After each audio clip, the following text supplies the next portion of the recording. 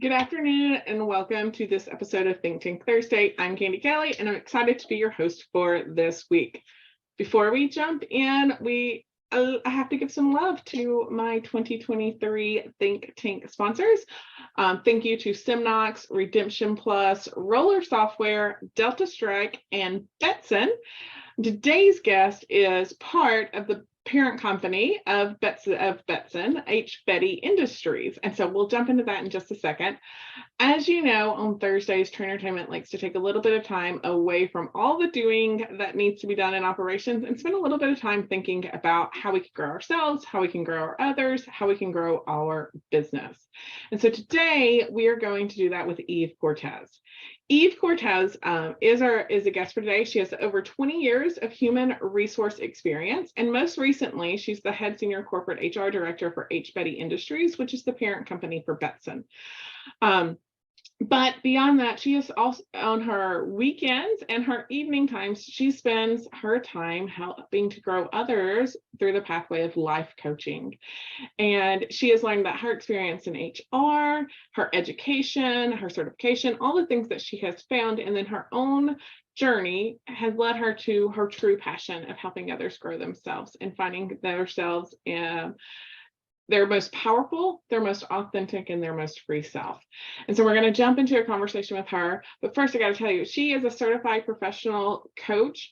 She has an Energy Leadership Index Master Practitioner. She's a core leadership dynamic specialist, a core transition dynamic specialist, mindfulness trainer, and a corporate trainer. So we are bringing lots of experience to you guys this week. I cannot wait for you to learn from her. So get your pens out, write a couple of notes. You will not want to miss this one. So let's go to the interview. Evelyn, welcome to Think Tank Thursday. We're so excited to have you on. But for those in our audience who may not know who you are, please take a few minutes to tell us a little bit about yourself. And you have a couple of roles that you serve. So as a life coach and then HR leader with H. Betty. So let us know a little bit about that. Absolutely. Well, thank you so much for the invitation. I'm just so excited and happy to be here with you. So a little bit about me. So currently I live in New Jersey. Been living in New Jersey for 10 years. Before that, lived in Puerto Rico for 24 years. I'm a proud mom of two adorable and handsome adult sons. I also have a beautiful granddaughter and soon to be a grandma. So I am waiting and excited to embrace that role as a grandma.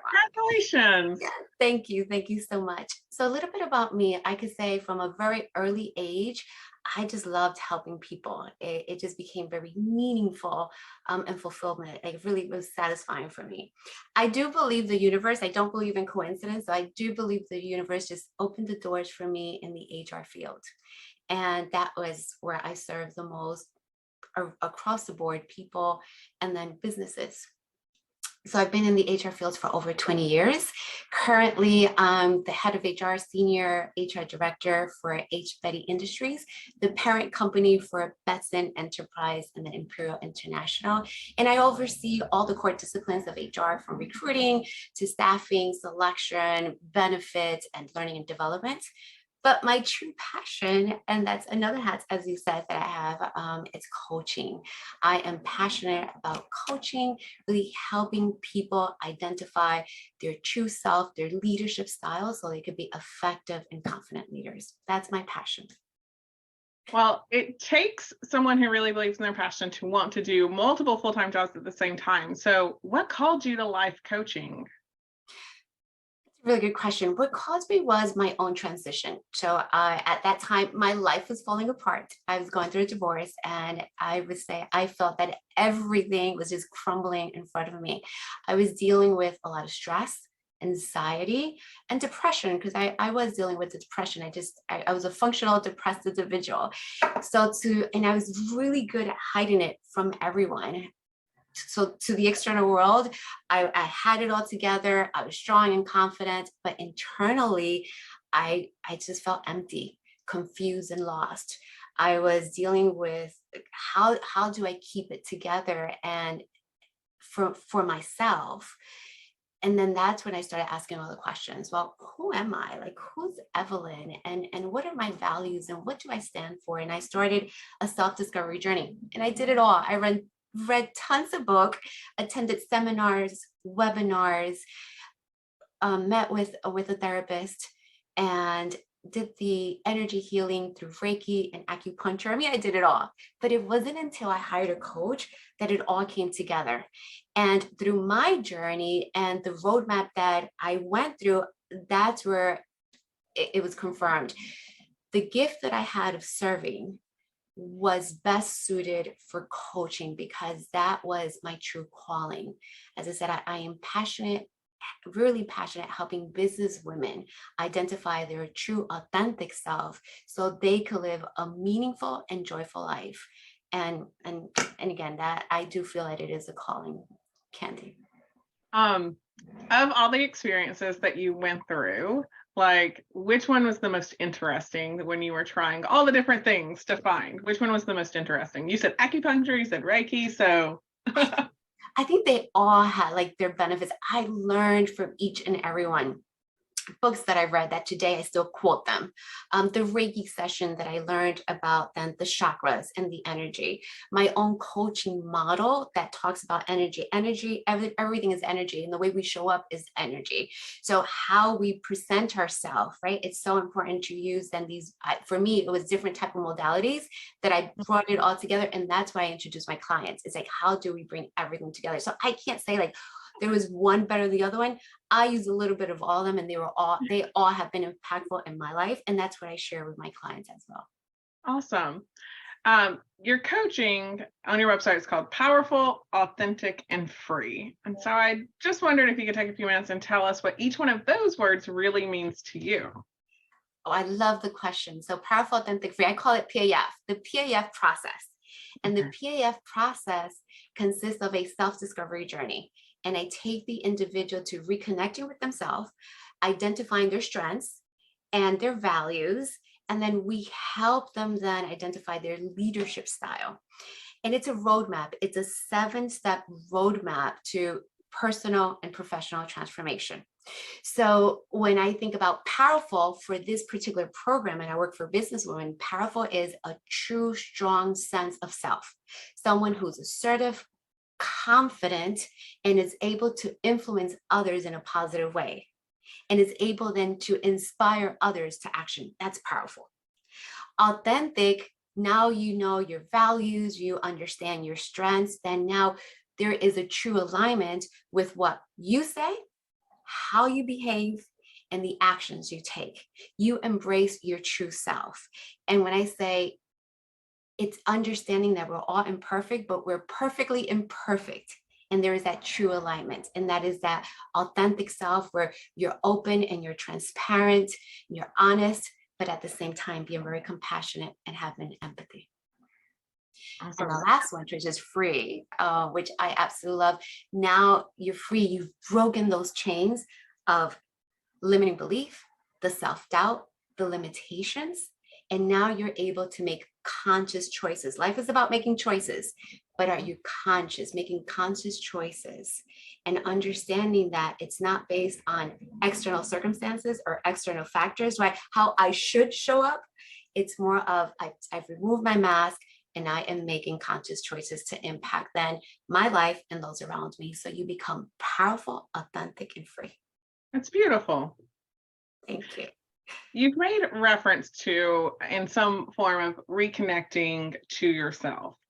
And so I just wanted to ask, why do you think we so easily lose that connection with our authentic selves?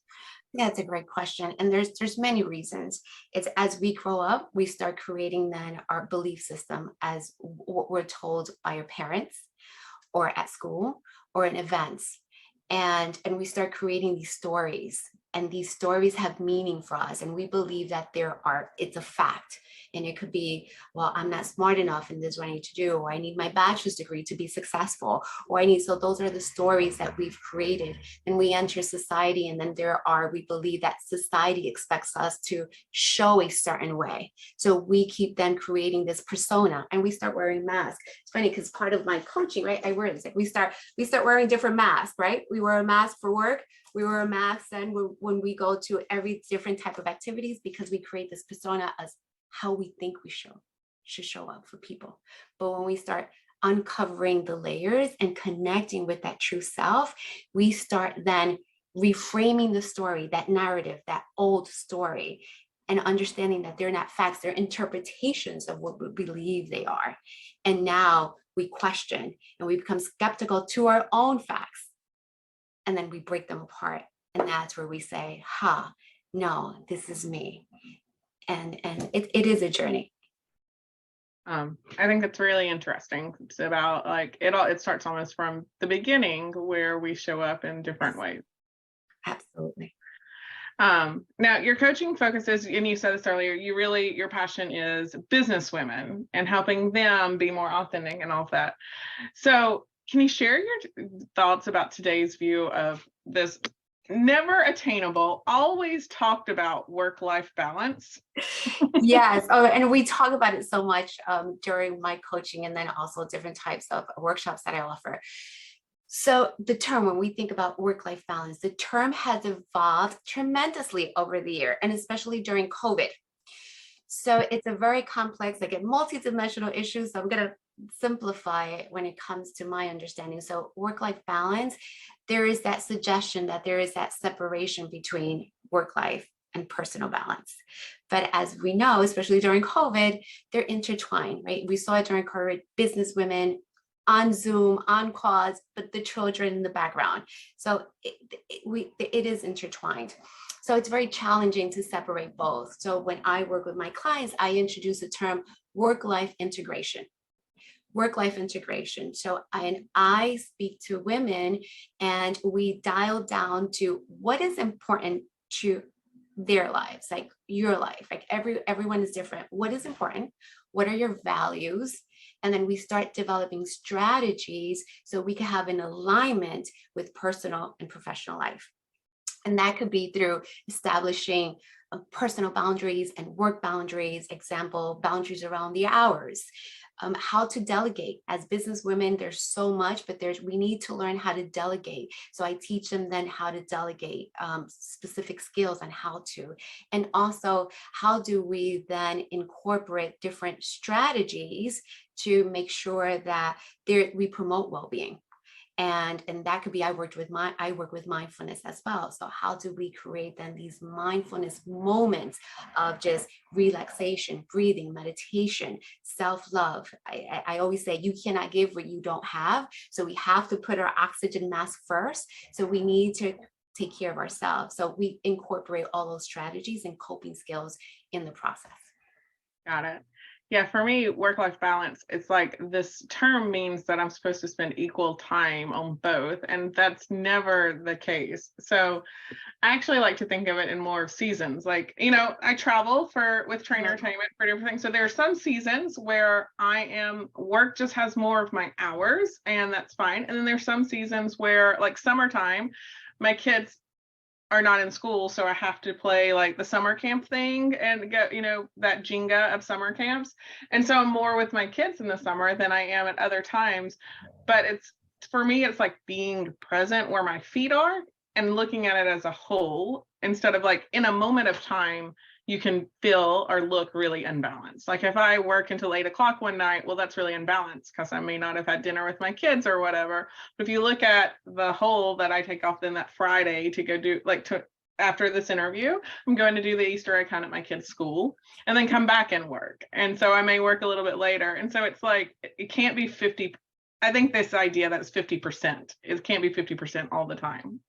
At all. It cannot be 50%. That's why we identify what's important to you and understanding our strengths, because when we do more of what we love, our passion and our strengths, then it's less draining. So you could be in an event 10 hours, but you enjoy what you're doing. So you don't feel that stress or that overwhelm. Of course, you're going to be very committed, and that brings a healthy level of stress, but it's not the stress of walking into something I don't like to do. It's not what I, so that is draining. That brings your energy levels to another level. And it's understanding that. So that balance and that integration, or the seasons, right? We need to be very clear to what resonates with me as an individual. But I love the season. I think I'm going to steal that from you, seasons. I read through your website in preparation of this interview, and there's a part of your website that talks about hiding emotions, feelings, and needs. And I think it resonated because I feel like I have talked to so many professional women over the years that feel like they have become emotionally. I had one woman say to me, I feel emotionally stunted. And I don't remember feeling that way when I was younger, but through work and through different things, it's as if we're not allowed to have those feelings. And so if you can't have those feelings, can you be the best version of yourself? Absolutely not. Suppression, there's so many negative consequences to suppressing your emotions. Going back to our beginnings, right? At times we were taught to suppress our emotions as individuals, but it affects you.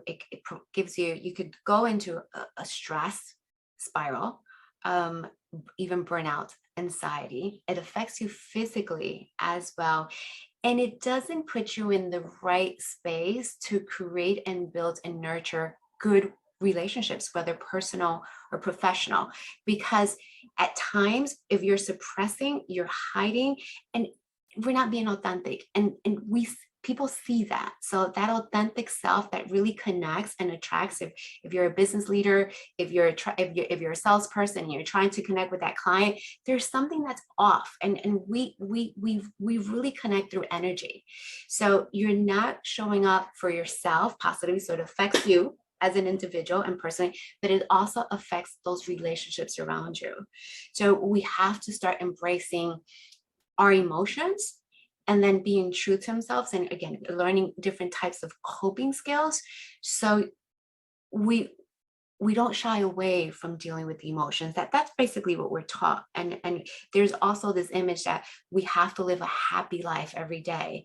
No, we're human beings, right? And we deal with different emotions. So we need to be empathetic and compassionate with ourselves as well.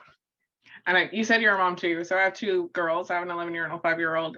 And I remember never being when they were little and like people just stopping and being like, just make sure you appreciate the days. They'll get big before you know it. And it's like, I know that these days are short, and I can feel overwhelmed and stressed in the days because I'm trying. Like I can do both of those things, but I feel like we oftentimes force people to live in an either or society, and not I can be very grateful for this moment with my kids and want them to listen and do all of the things and be frustrated at the same time. Absolutely. Oh, absolutely. So we have to, and again, I take it back to my coaching model, because when we talk about energy, that's what it is. So there's an interplay of energy. So we have to look at it like the stock market. The stock market, it goes up and down. That's how our energy levels go up and down. I could feel really stressed at one moment, but as you said, I could receive a call when my son said, "Ma, you're going to be a grandma." Oh my God, was I happy, right? That was like a complete shift. So, and it's embracing that. It's understanding that, yes, we go through different emotions, and that's perfectly okay. Yeah. So what I know, I don't want you to give away any of the secrets that you have, but if someone's listening and they just want some starter tips, maybe they're not quite ready for coaching, but just some starter tips to even see if a life coach may be something that is interesting to them or whatever, what are some quick tips that you may give someone who's struggling with this, who may be looking for a pathway? I love that you used the word pathway earlier. Pathway. So in regards to, if someone is feeling, for me, it was the journey of, I was emotionally exhausted, emotionally, mentally, and physically exhausted. And you do feel, we're strong women, like women who are in the business world, we're strong. And I do believe we're all we're strong and we're powerful, and we believe that everyone else depends on us, and we're the strong ones. So like we can't go to anyone because everyone's coming to us. Like we're the problem solvers, the decision makers, and we keep it together for everyone else. So we put this mask on as being strong, and we hide it, we suppress it, we hide it. My recommendation is touch base with a friend who you trust. And that could also be in the coaching world, or a mentor, or someone who you love, someone where, or a place where you could be vulnerable, and start exploring then those emotions, those feelings, right? Those feelings of, and again, I introduced mindfulness. Like mindfulness is also a great coping skill, and mindfulness teaches us to explore our emotions, but most importantly, non-judgmental. We're not going to judge ourselves. When you're talking to yourself and where you're evaluating, think of, what would you say to a friend? How would you react? Right? The way we talk to ourselves, this self-talk, and this negative self-talk at the time, is very different to what we would say to a friend. So I would say, start exploring, how do I feel? And why am I feeling this way? With curiosity, non-judgmental. That is that first step anyone should take, non-judgmental with compassion. So practicing self-compassion is the key. Being kind to ourselves, and then seeking that support from a friend, a trusted individual, a mentor. There's so many communities nowadays that have evolved because of COVID. Finding that community of like-minded women in a tribe that presents that safe space. And I'm creating that safe space for women as well. And then finally, I do professional help, like therapy. Finding the right therapist is also important if you need to take it to that next level. It sometimes is like a secret, like, oh no, but it's so helpful. And finding the best therapist could be in a journey itself. I've really had some bad experiences, but don't give up. You will find the right therapist for you. I'm glad you said that too, because I have known people who are like, well, I don't really feel connected. And I'm like, quit them. Like, Yes. You don't have to stick, like, you're not obligated to stick with that therapist. Like, if they are not resonating with you, find one that will. They probably feel it too on their part. And so just leave it. Well, you definitely made me feel better. My 11-year-old, 11 is middle school age. And so those are big emotions. We started talking about, like, she's had some, 5th grade, 6th grade drama. And so the questions that I've started asking her is like, what are your feelings? And I give her like a journal, and I'm like, I don't care what your feelings are, just write them all down. Like if you're mad, if you're sad, or whatever. And then I have her look at them, and I'm like, what actions could you take about any of those feelings? Is there anything that you can do? And even if it seems kind of out there, like, write down all the actions. And then the third question will be like, do you actually want to take any of these actions? Because you don't have to take actions about what you're feeling, if you just need to identify them. And so because helping her work through her emotions, that's what those are the 3 things I typically will ask her. I love that. And I'll share with you a coaching question. So if someone truly wants to walk into action, you're going to ask them, what could hold you back from achieving XYZ? Because that's their true challenge. And that's what you want to explore. Another book, a book that's really great for learning how to manage your emotions, is called Emotional Agility. I believe her name is Susan Davis or David. Okay. It gives you great processes to manage your emotion. And something that I learned from this book, I said I've taken little tips from every book, is we should change how we phrase our feelings. Instead of saying, I am sad, saying, I'm sad, I am feeling sad, which is external. I am not the emotion, and the emotion is not a fact. So I am feeling sad really changes. And when you start questioning, like, why, then you move away from the emotion, which is that response, that emotional response of flight, fight, or freeze. When you start asking the question, that goes to your analytical mind, and you start looking at it from a different perspective. So those are little key tips that I've learned from this particular book. That's interesting you said that, because you're right. Like saying I am sad, that becomes my identity at the moment, versus I am feeling sad. Feelings can change on a whim, and different things. Like you said, you can get a phone call that makes your day, and then you're feeling ecstatic. Yes. Awesome. Evelyn, we have a signature question for everyone who comes on Think Tank Thursday. And are you ready for it? I am. Okay, what are you doing on a consistent basis? You do so much to help others grow. So what are you doing on a consistent basis to grow yourself?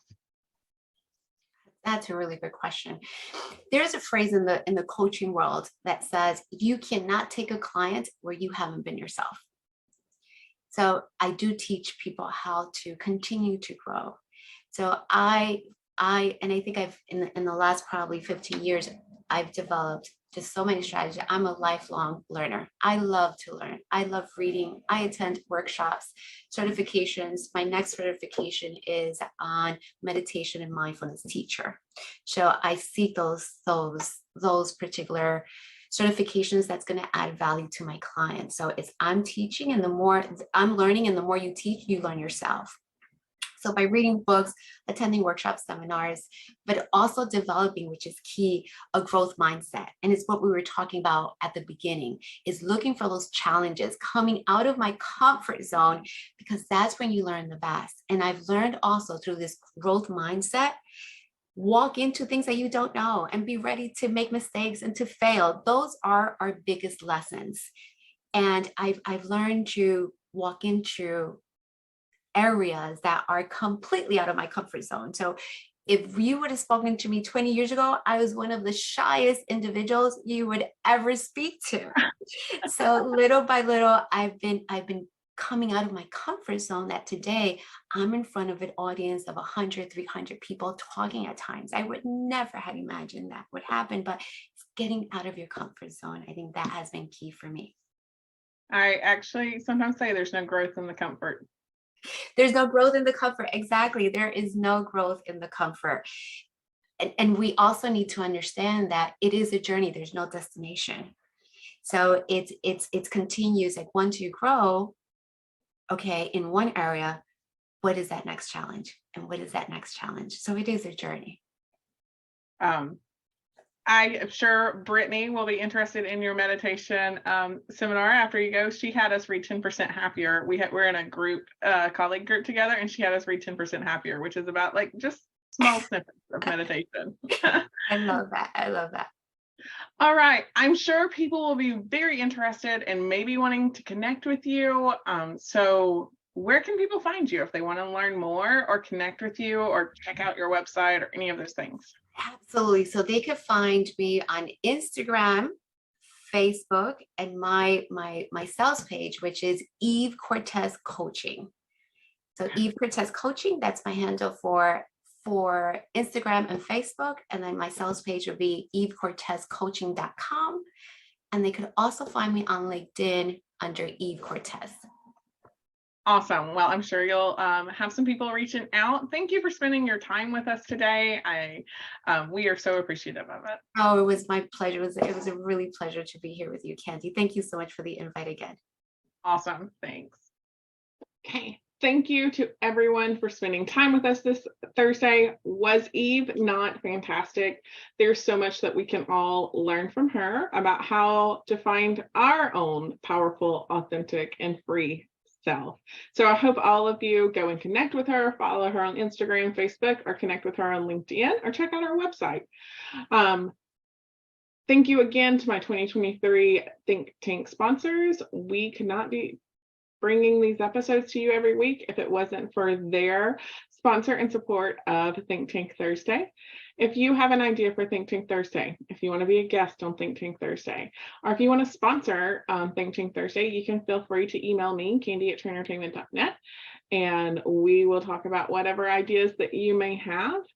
And then thank you everyone for your time again, and I'll catch you on the next episode.